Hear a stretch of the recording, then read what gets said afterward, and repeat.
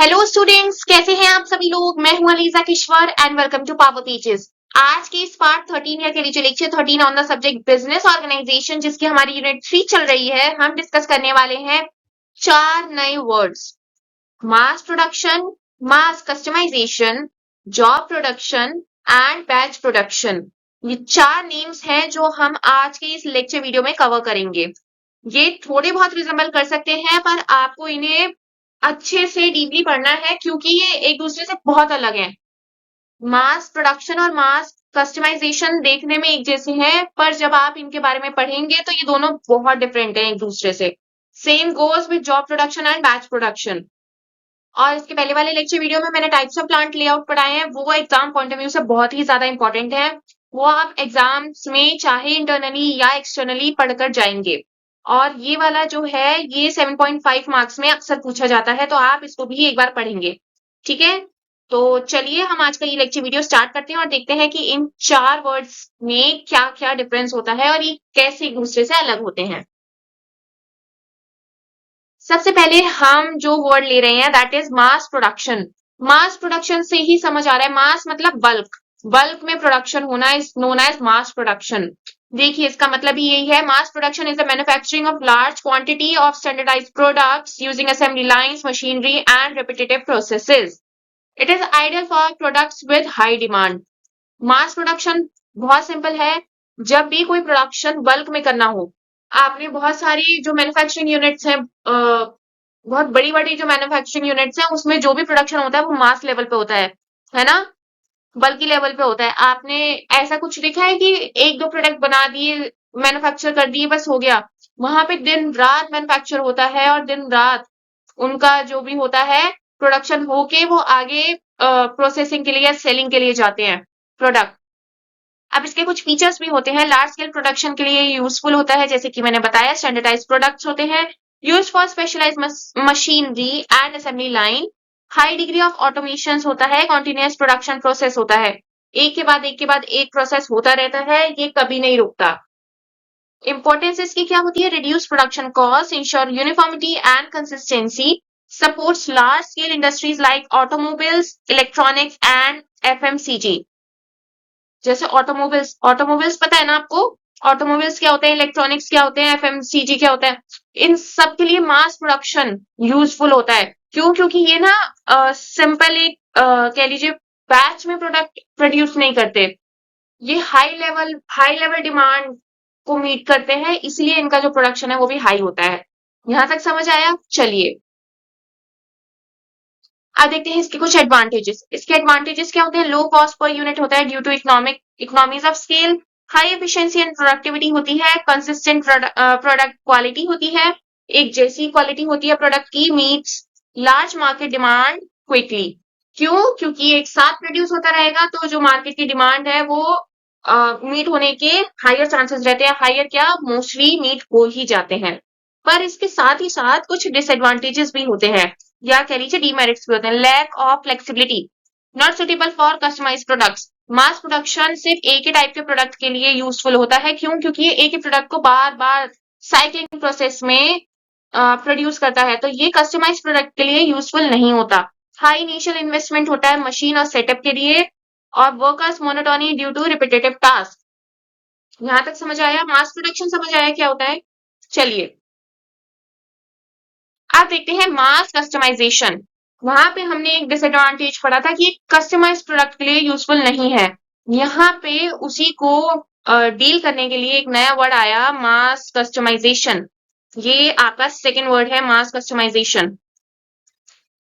Customise product को mass level पे produce करना is called mass customisation. Mass customization combines the efficiency of mass production with the flexibility to produce product tailored to individual customer needs.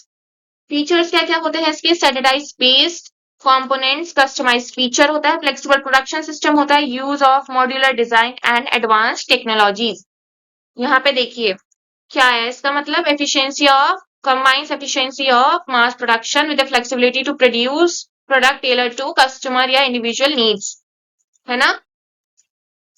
तो यहाँ पे यही बोला गया है क्योंकि उसका सबसे मेन ड्रॉबैक ही यही था मास प्रोडक्शन का कि वो कस्टमाइज प्रोडक्ट्स पे डील नहीं कर सकता था, वर्क नहीं कर सकता था, वो सिमिलर टाइप के प्रोडक्ट्स रिपीटेटिव वे में बनाता था। पर मास कस्टमाइजेशन में ये चीज आई कि मास प्रोडक्शन का जो भी एडवांटेजेस है, एफिशिएंसी है, वो तो आएंगे ही आएंगे, बट साथ ही साथ कस्टमर्स की नीड के अकॉर्डिंग, इंडिविजुअल नीड के अकॉर्डिंग जो प्रोडक्ट्स टेलर्ड होते हैं वो हम यहाँ पे बना सकते हैं। इसकी इंपॉर्टेंस क्या क्या होती है? Helps businesses to compete in market requiring customization, allows company to retain economies of scale while offering variety। आपने इसमें प्रिंटिंग जो होता है ना, प्रिंट वाला, कि मग पे आपको कैसा प्रिंट चाहिए या टी शर्ट पे कैसा प्रिंट चाहिए, ये आजकल बहुत हो रहा है ना? इस चीज का क्रेज बहुत है आजकल, तो ये इसी में होता है। अब मान लीजिए कि कोई कंपनी है, ठीक है, बी टू बी बिजनेस करिए, बी टू बी बिजनेस आपको पता होगा, बिजनेस टू बिजनेस बिजनेस कर रही है। अब एक कंपनी है, अब उसे चाहिए, मान लीजिए टी शर्ट चाहिए अपने अपने वर्कर्स के लिए या किसी के लिए भी, ब्लैक कलर की टी शर्ट होगी वो, और एक लोगो बना हुआ होगा उस कंपनी का। अब वो जो लोगो बना रहेगा वो तो कस्टमाइज प्रोडक्ट होगा ना, वो लोगो ऐसे ही तो नहीं बनेगा ना। अब वो कंपनी क्या करेगी, वो बिजनेस क्या करेगा, वो टी शर्ट्स को ऑर्डर देगी किसी एक कंपनी को जो इन समय डील करता होगा। मान लीजिए 1000 यूनिट है, 2000 यूनिट है, 3000 यूनिट है, जिस भी तरीके का जो भी यूनिट होगा उसका वो ऑर्डर देगी, और वो जो बिजनेस इसमें डील कर रहा है वो इन्हें ऑर्डर बना के देगा। तो यहीं पे होता है मास कस्टमाइजेशन।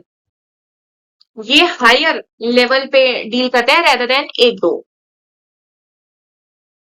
अब इसके कुछ मेरिट्स भी होते हैं। मेरिट्स क्या होते हैं? Meet diverse customer requirements, combine low cost of mass production with product variety, enhance customer satisfaction and brand loyalty। demerits क्या क्या होते हैं? higher production complexity than standard mass production, क्योंकि ये कस्टमाइज बेस्ड होता है तो प्रोडक्शन कॉम्प्लेक्सिटी तो होती है। requires sophisticated technologies and planning due to customized nature, unlike mass production। slightly higher cost than pure mass production। of course जब आप किसी कस्टमाइज या टेलर प्रोडक्ट पे वर्क करेंगे तो उसकी जो कॉस्ट है as compare to mass production या रेगुलर वाला प्रोडक्ट उससे ज्यादा होती है। मास कम्युनिकेशन समझ, मास कस्टमाइजेशन समझ आया, मास प्रोडक्शन समझ आ गया, ये दोनों वर्ड्स क्लियर हो गए। चलिए थर्ड है हमारा जॉब प्रोडक्शन। आप आप राइटिंग पे नहीं जाएंगे, ठीक है? जॉब प्रोडक्शन क्या होता है? Job production involves producing a single unique product or small quantity of specialized product according to the customer specifications। Job production क्या होता है? अब इससे पहले वाले स्लाइड में मैंने एक आपको एग्जांपल दिया था टी शर्ट्स का। मान लीजिए कि कोई बिजनेस नहीं है, कस्टमर है, ठीक है, हमने वहां पे बी टू बी का एग्जांपल लिया था, यहाँ पे हम बी टू सी का मतलब होता है बिजनेस टू कस्टमर। ठीक है, अब कस्टमर है, कस्टमर ने मान लीजिए एक शर्ट बोली है कि मुझे एक शर्ट चाहिए, उस पे कोई भी पीछे मान लीजिए ऐसे ऐसा ही लिखा हुआ है, ठीक है, मैंने ऐसे ही कुछ नाम लिखा है, ऐसे ऐसा ही लिखा है, सासी लिखा है, ठीक है, मुझे उस टी शर्ट पे या शर्ट पे ये प्रिंट चाहिए। अब वो प्रिंट कितनी टी शर्ट पे चाहिए, कितनी शर्ट पे चाहिए? मान लीजिए 4 पे चाहिए, तो जाहिर सी बात है 4 क्वांटिटी के लिए या यूनिट के लिए आप मास कस्टमाइजेशन पे तो नहीं जाएंगे, या आप कंपनी को तो डील करेंगे नहीं। आपने क्या बोला? आपने ऑनलाइन ऐप उठाया, Amazon या फ्लिपकार्ट जो भी आपको पसंद है, आपने वहां से कुछ वो किया कि कस्टमाइज प्रोडक्ट्स यहाँ पे मिल सकते हैं, आपने एक टी शर्ट चूज करी, आपने उन्हें बताया कि मुझे ये वाला जो वर्ड है ये अपनी टी शर्ट पे चाहिए और इसकी 4 यूनिट्स चाहिए। तो उसने क्या किया कि वो 4 यूनिट आपको बना के दे दी। यहाँ पे होता है जॉब प्रोडक्शन। ये बेसिकली या तो सिंगल या स्मॉल क्वांटिटी पे बेस्ड होता है रेदर देन जो हायर प्रोडक्शन होता है उसके पे।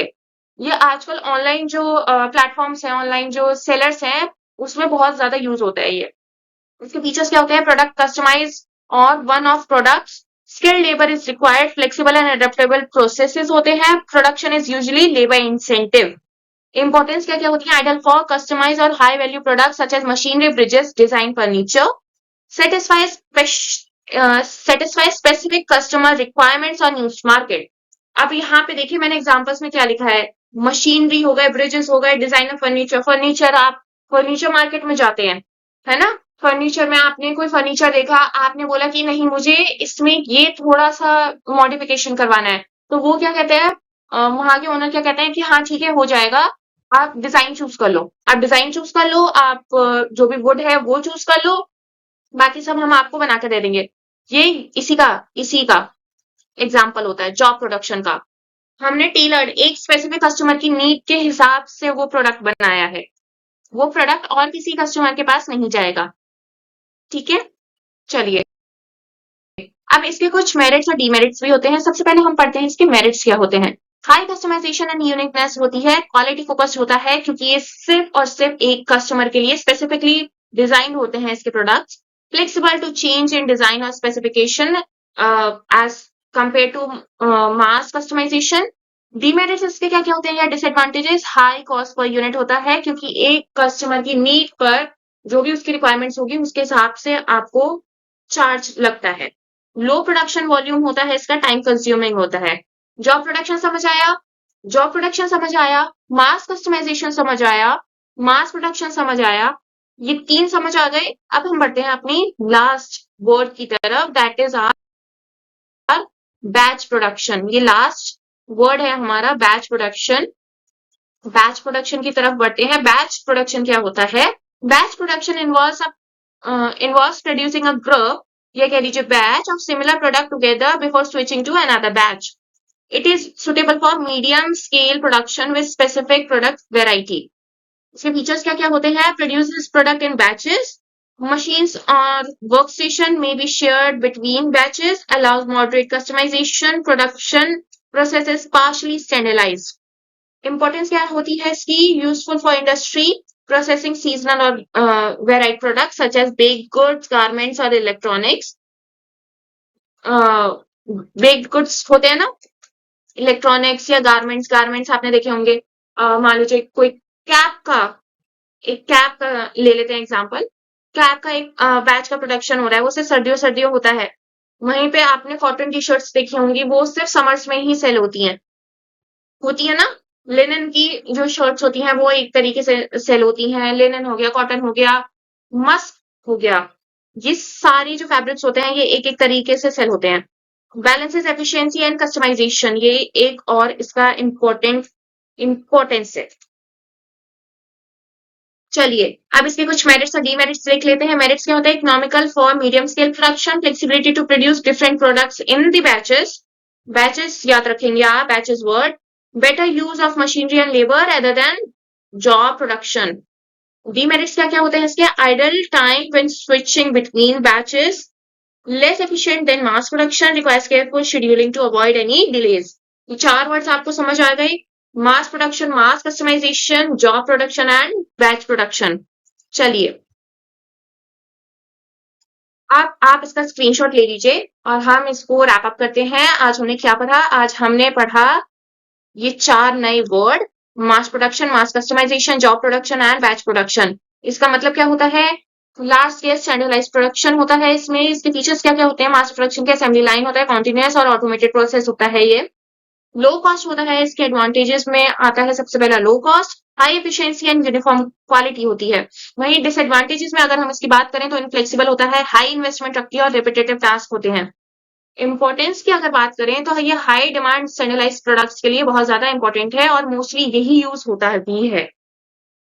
सेकंड हम बात करेंगे मास कस्टमाइजेशन की। मास कस्टमाइजेशन हमने पढ़ा है standard based with customised options होते हैं, modular design, flexible technology driven होते हैं ये। Meet diverse need and customer satisfaction भी यहाँ पे देखा जाता है।